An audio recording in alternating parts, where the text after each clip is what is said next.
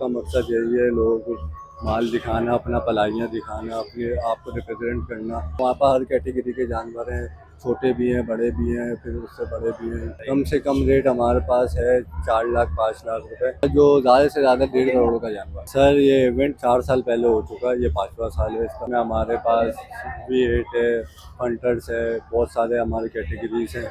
इसलिए ये है कि ये हमने अपने पास 3-3 साल पाले हुए जानवर हैं।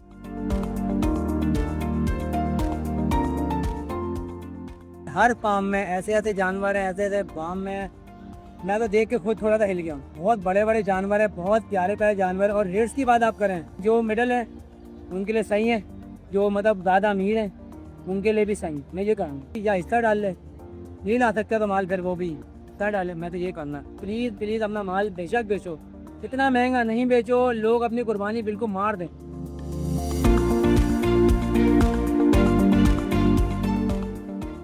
लोगों की रेंज से तो आउट होते जा रहे हैं। अब ये है कि जो लेने वाले हैं, लेकिन फिर भी लोगों को सुन्नत इब्राहिमी है वो तो पूरी करनी है। लेकिन ये है कि प्राइस की वजह से थोड़ा सा उस पर सेल में फ़र्क आएगा। जो क्राउड पिछले साल था वो इस बार इतना क्राउड नहीं है। यानी जो 2 लेते थे वो अब एक पर आ गए, जो 1 लेते थे वो फिर बकरों पर आ गए।